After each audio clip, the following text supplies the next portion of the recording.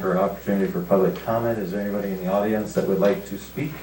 Please give your name and address for the record. Thank you. Marlene Sweeter, 47158 283rd Street, Worthing, South Dakota. I am here to just congratulate and recognize the Auditor's Office and their staff for the hard work that they did on this election. It was during a pandemic. They were short-staffed because of because of COVID issues. Results were handled and out in a timely manner. They did a great job. They're organized and they did hard work, and they should be recognized for their hard work to make this a great election. Thank you, Auditor, and your staff. Thank you.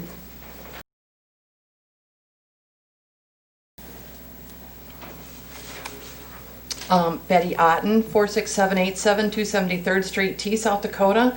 First of all, I want to thank all of the almost 80% of registered voters who came out. Thank you to all the candidates who threw their hat in the ring, and I especially want to thank both Marlene Sweeter and Jim Gibbon, and congratulations to Jim, who will be sworn in January next year. Number two, I want to call out that the jail bond lost by a whopping 67 to 33%, and it was noted that the Southern Sioux Falls precincts brought that percentage down, I believe, by a jail ballot that was not clear of where it was to be built, but it still failed huge. Number three, I want to reiterate that this very loud message that not one Lincoln County precinct out of 31 wants this jail built. So we ask you to move on and not look forward to bringing it back. Number four, I also want to thank you, Commissioner Poppens, for changing the narrative on why the purchase of the wetlands in T, from selling it, as was previously talked about in July, to using it for water and flood retention for those residents that live there. Thank you. Thank you. Is there anybody else in the audience?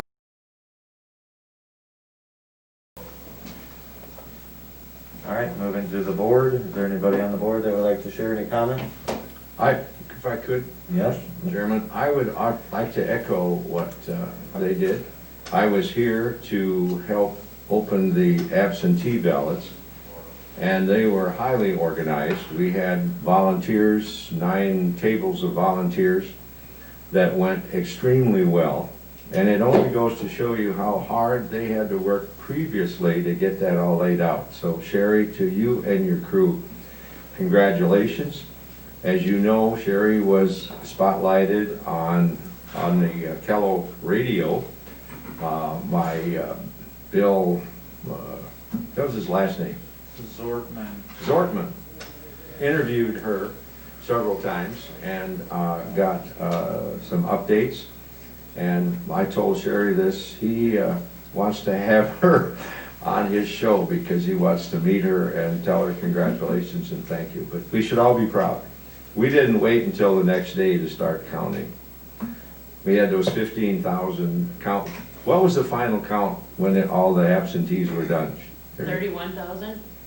Or with the absentees, it was just 15,000? 15, yeah. Yep. But when were they tapped? When was the final tap? When did they finish? When they finished the absentees, probably 6:30, but of course we had the table here till 7 Yeah. because we had to. Yeah.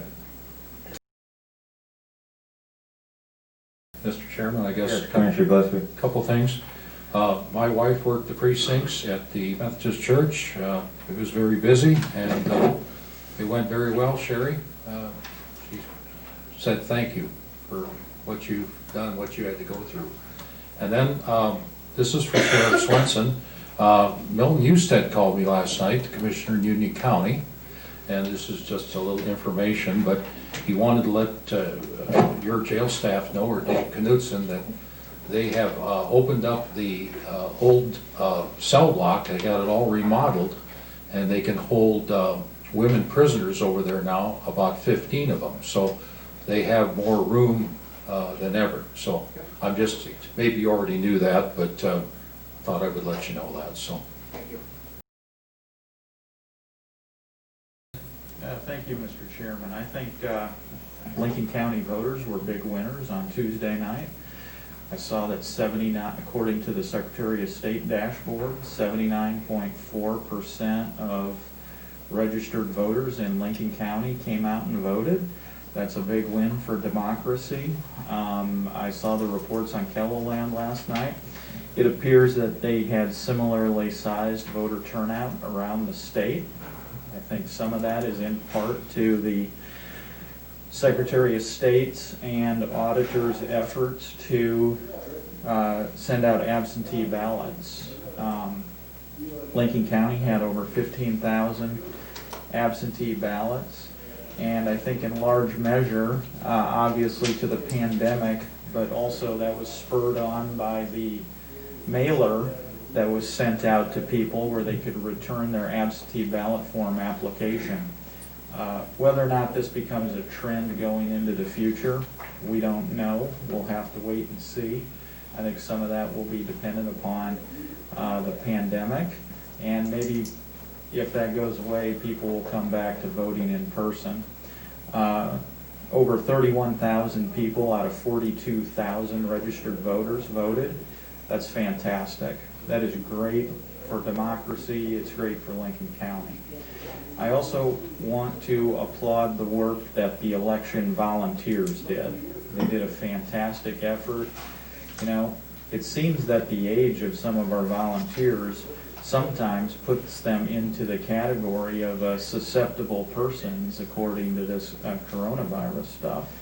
So very welcome to have them at the polls being willing to support the ability of Lincoln County to hold its election. I received 0 reports of any problems going on with the conduct of the election, and I think that speaks volumes.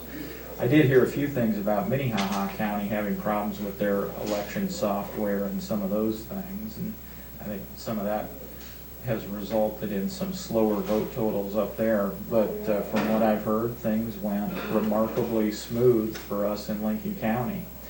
And to have basically 80% of voters come out and express their views, that is just fantastic. And voters spoke loud and clear, and they spoke decisively. And so I think we can all appreciate that.